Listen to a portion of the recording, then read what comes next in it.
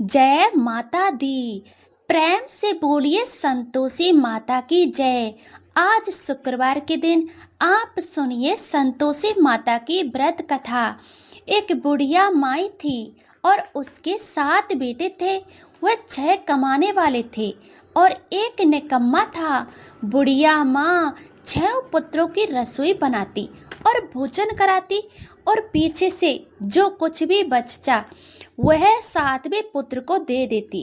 परंतु वह बड़ा ही भोला भाला था, मन में कुछ भी विचार नहीं करता था।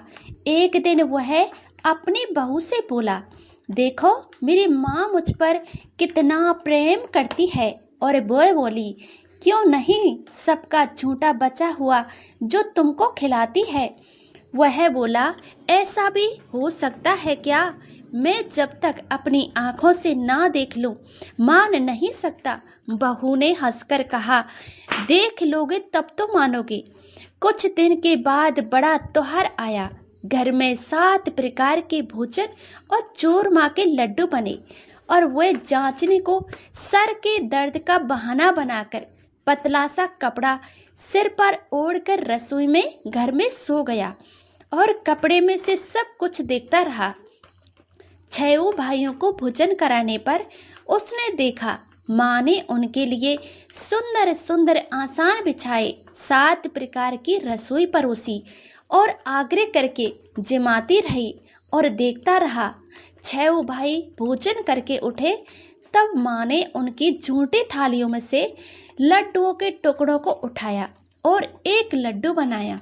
झूठन साफ करके बुढ़िया माँ ने पुकारा, उठ बेटा, 6 भाई भोजन करके गए, अब तू ही बेटा बाकी है, उठ और तू भी अब खाना खा ले। अब ये कहने लगा, माँ मुझे भोजन नहीं करना, मैं परदेश जा रहा हूँ। माँ ने कहा, कल जाता तो आज ही चले जा। वह बोला, हाँ हाँ आज ही जा रहा हूँ माँ। यह कहकर घर से निकल गया। चलते समय उसे अपनी बहू की याद आई और गौशाला में अंडे थाप रही थी। उसे जाकर बोला कि मेरे पास तो कुछ नहीं है, ये अंगूठी है, सो ले लो और अपने कुछ निशाने मुझे दे दो। और वह बोली, मेरे पास क्या है, ये गोबर भरा हाथ है। ये कहकर उसकी पीठ पर गोबर के हाथ थाप मार दी और वह चल दिया। चलते चलते दूर देश में पहुंचा और एक साहूकार की दुकान थी। वहां जाकर बोला, भाई मुझे नौकरी पर रख लो। साहूकार को नौकरी की जरूरत थी। साहूकार सबसे बोला कि तू नौकरी पर रह जा। लड़के ने पूछा, तनख्वाह क्या रहेगी? साहूकार कहा, देकर दाम मिलेंगे। साहूकार की नौकरी मिल गई। अब वो सवेरे 6 बजे रात्रि के 12 बजे तक नौकरी करने लगा। कुछ दिनों में दुकान का लेन देन, हिसाब किताब, ग्राहकों को माल बेचने लगा, काम करने लगा। साहूकार 7-8 नौकर थे। वे सब चक्कर खाने लगे कि ये नया नौकर बहुत ही होशियार हो गया है। सेठ ने भी काम देखा और 3 महीने के अंदर ही उसे मुनाफे का साझेदार बना लिया। 12 वर्ष में वह नामी सेठ बन गया और मालिक सारा कारोबार उस पर छोड़कर बाहर चला गया। अब बहू पर क्या बीती वह भी सुनो। ससुर जी और सास उसे दुख देने लगे। सारी गृहस्थी का काम करा, उसे लकड़ी लेने जंगल में भेजते। इस बीच घर की रोटियों के आटे से जो भी भूसी निकलती उसकी रोटी बनाकर रखती जाती और फूटिए नारियल की नरेली में पानी। इस तरह की दिन बीतते रहे। एक दिन वह लड़की लकड़ी लेने जा रही थी। रास्ते में बहुत सी स्त्रियां संतोषी माता का व्रत करती दिखाई दी। अब वह खड़ी होकर कहने लगी, बहनों, ये तुम किस देवता का व्रत करती हो और इसके करने से क्या फल होता है? इस व्रत को करने की क्या विधि है? यदि तुम अपने इस व्रत का विधान मुझे समझाकर कहोगी तो मैं तुम्हारा बड़ा एहसान मानूंगी। तब उनमें से एक स्त्री बोली, सुनो बहन, ये संतोषी माता का व्रत है। इसके करने से निर्धनता दरिद्रता नाश होता है लक्ष्मी आती है, मन की चिंताएं दूर होती हैं, घर में सुख शांति, मन को प्रसन्नता और शांति मिलती है। ने पुत्र को पुत्र मिलता है, प्रीतम बाहर गया हो तो शीघ्र आता है। कुंवारी कन्या को मन पसंद वर मिलता है। राजदार में बहुत दिनों से मुकदमा चलता तो वह भी खत्म हो जाता है। कलह कलेश निवृत्ति हो, सुख शांति हो, घर में धन जमा हो, पैसा जायदाद सबका लाभ हो, और भी मन में जो भी कुछ कामना हो वह सब इस संतोषी माता की कृपा से पूरी होती है। स्त्री कहने लगी, 1.25 आने का गुड़ चना लेना, इच्छा हो तो 5.25 आने का लेना, या 1 आवा भी सहूलियत के अनुसार ही लेना। बिना परेशानी श्रद्धा और प्रेम से जितना भी बन सके सवाया लेना। 5.25 पैसे, 5.25 आने तथा इससे भी ज्यादा शक्ति और भक्ति अनुसार लेना। हर शुक्रवार को निहार रहकर कथा कहना और सुनना। इसके बीच कर्म टूटे नहीं, लगातार नियम पालन करते रहना। सुनने वाला कोई भी ना मिले तो घी का दीपक जलाकर उसके आगे जल के पात्र को रखकर कथा कहना, परंतु नियम ना टूटे। जब तक कार्य सिद्ध न हो नियम पालन करना, और कार्य सिद्ध हो जाने पर व्रत का उद्यापन करना। 3 मास में माता फल पूरा करती है। यदि किसी के खोटे ग्रह हों तो भी माता 1 वर्ष में अवश्य कार्य सिद्ध करती है। सिद्ध होने के उद्यापन से करना चाहिए, बीच में करना चाहिए। उद्यापन में आई सैर आटे का खाजा तथा इसी अनुसार से खीर तथा चने का साग बनाना। 8 लड़कों को भोजन कराना। जब तक भी मिले देवर जेठ तो उनसे भाई की बंधु बटे के लड़के लाना, ना मिले तो रिश्तेदारों को पड़ोसियों के लड़के बुलाना, उन्हें भोजन कराकर यथाशक्ति दक्षिणा देना और माता का नियम पूरा करना। उस दिन में घर में कोई खटाई नहीं बनना। ये सब सुनकर बुढ़िया माई की बहू वहां से चलती। रास्ते में लकड़ी के बोझ को बेच दिया और उन पैसों से गुड़ चना लेकर माता के व्रत की तैयारी करने लगी। आगे चली और सामने मंदिर जहाँ पर सुनकर माता के मंदिर में जाकर माता के चरणों में लौटने लगी। इसके बाद वह माँ से विनती करने लगी, हे माँ, मैं मूर्ख हूँ, व्रत के नियम कुछ नहीं जानती। दूर दूर तक मैं भी आपकी शरण में हूँ। माता को दया आई। एक शुक्रवार बीता कि दूसरे शुक्रवार को ही इसके पति का पत्र आया और तीसरे को इसका भेजा हुआ पैसा भी आ गया। ये देखकर जिठानी मुंह सिकोड़ने लगी, इतने दिनों में पैसा आया है, इसमें क्या बढ़ावा है। लड़के ताने देने लगे। काकी के पास अब पत्र आने लगे, रुपया आने लगा। अब तो काकी की खातिर बढ़ जाएगी। अब तो काकी बुलाने से भी नहीं बोलेगी। बेचारी सरलता से कहती है कि अरे भैया, पत्र आएगा, रुपया आएगा, हम सबके लिए अच्छा है। ऐसा कहकर अपनी आंखों में आंसू भरकर संतोषी माता के मंदिर में आकर माता सरी के चरणों में गिरकर रोने लगी। माँ, मैंने तुमसे पैसा नहीं मांगा, मुझे पैसे से क्या काम है, मुझे तो अपने सुहाग से काम है। मैं तो अपने स्वामी के दर्शन और सेवा मांगती हूँ। तब माता ने प्रसन्न होकर कहा, जा बेटी, तेरा स्वामी आएगा। और ये सुनकर खुशी से वह बावली होकर घर जाकर काम करने लगी। अब संतोषी माता विचार करने लगी कि इस भोली पुत्री से मैंने कह तो दिया कि तेरा पति आएगा, कहाँ से आएगा, वो तो इसे ईश्वर में याद नहीं करता है, इसे याद दिलाने को मुझे ही जाना पड़ेगा।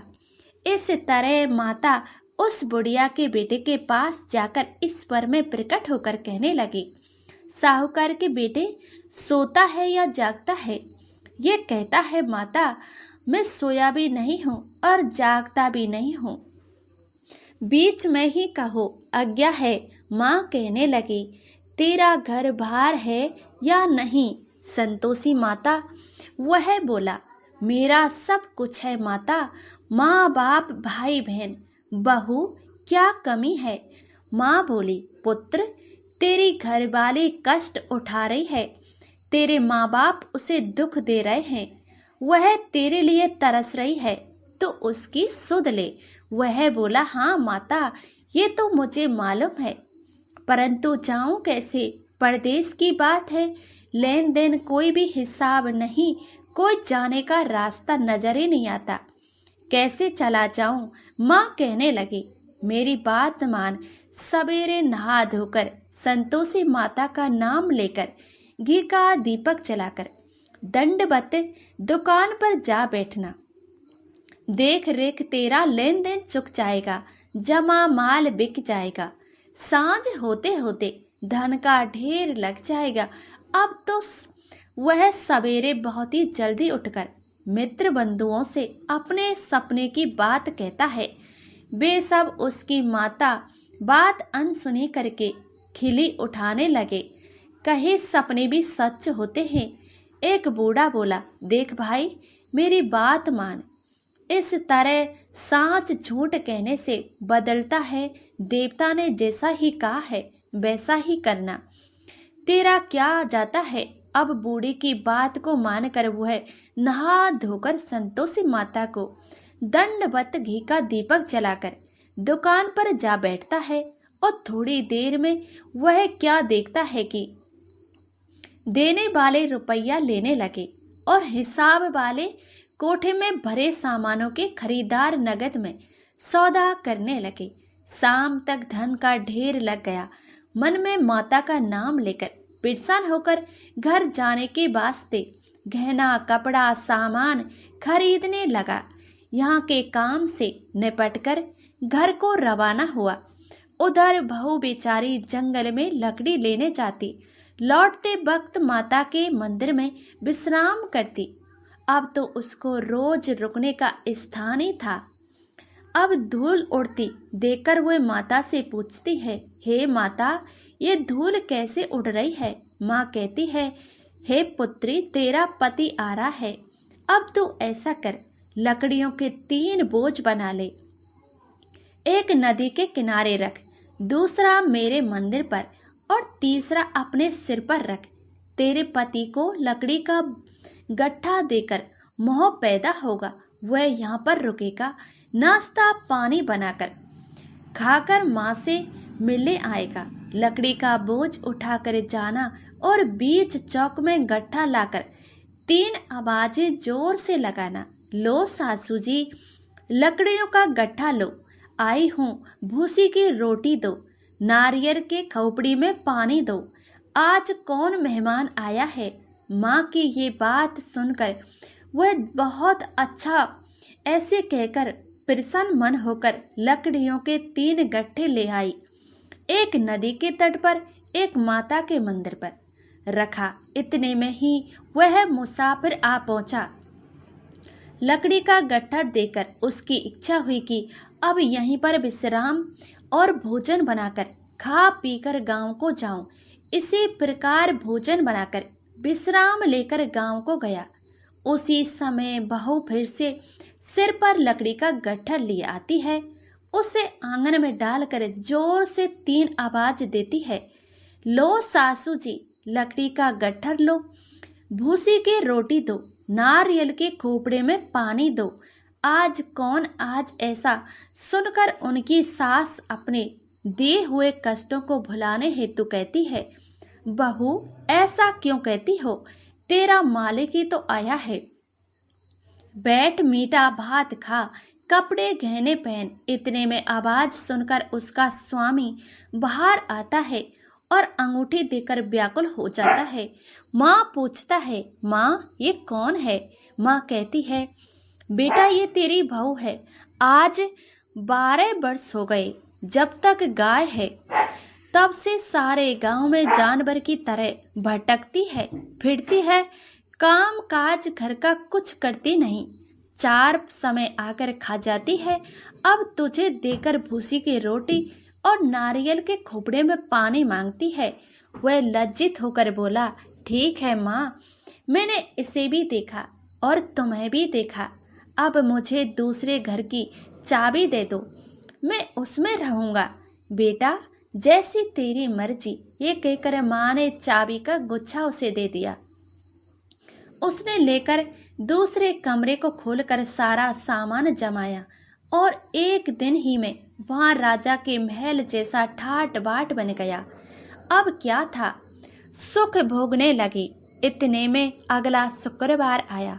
उसने अपने पति से कहा, मुझे माता का उद्यापन करना है। उससे पति बोला, बहुत अच्छा, कर लो, अपनी खुशी से ये भी कर लो। तुरंत ही वह उद्यापन की तैयारी करने लगी। सेठ के लड़के को भोजन के लिए कहने लगी। उसने मंजूर किया कि परंतु पीछे से जेठानी के अपने बच्चों को सिखाती है, देखो, भोजन के समय तुम लोग खटाई मांगना, जिससे इसका उद्यापन पूरा ना हो।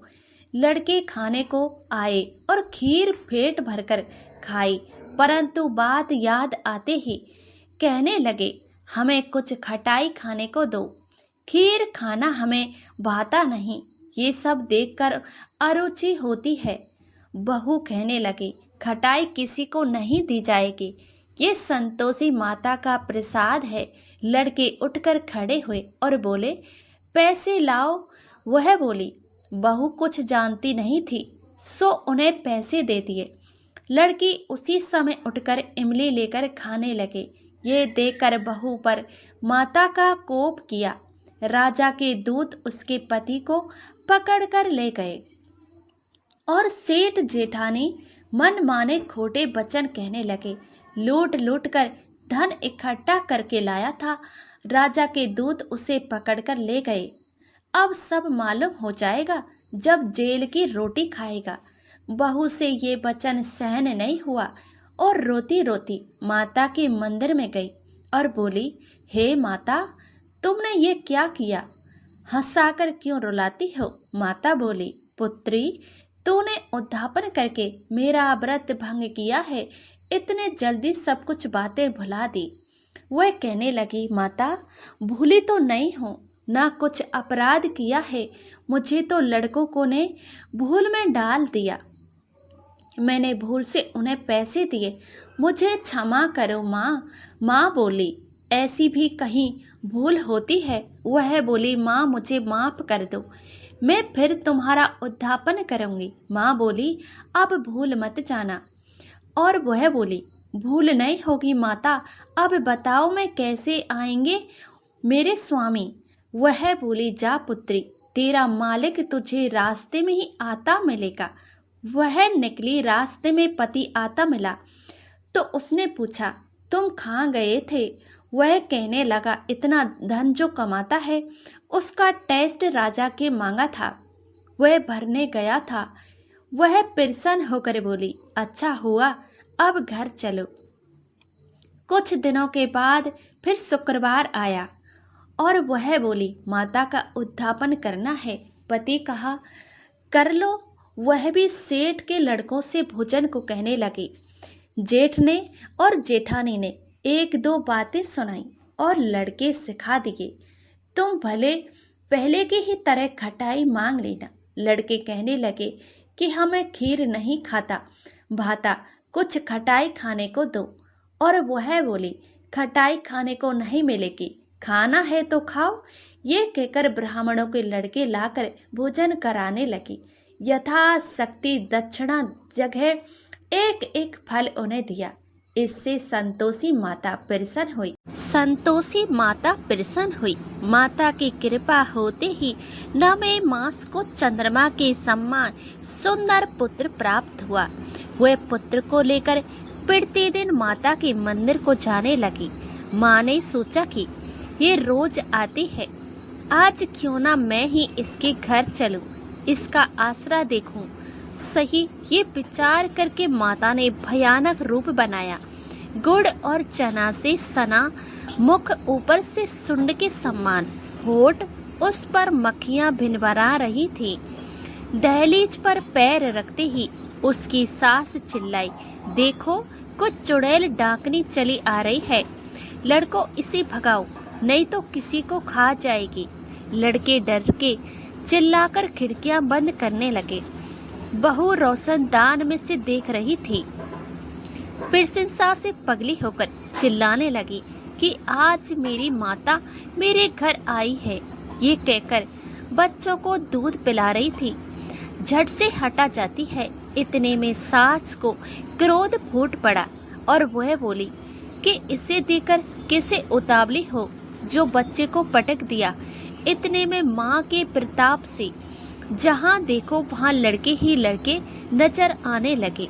बहू बोली, माँ जी मैं जिनका व्रत करती हूँ वह संतोषी माता है। इतना कहकर झट से सारे घर में किवाड़ खोल दिए और सबने माता के चरण पकड़ लिए और विनती कर कहने लगे, माता मूर्ख हैं, हम अज्ञानी हैं, हम नहीं जानते माता, आपके व्रत की विधि नहीं जानते। तुम्हारा व्रत भंग करके हमने बहुत बड़ा अपराध किया है। हे माता, बहू को जैसा फल दिया वैसा सबको देना। जो भी ये कथा पढ़ेगा या सुनेगा या सुनाएगा उसके सभी मनोरथ पूर्ण होंगे। प्रेम से बोलिए संतोषी माता की जय।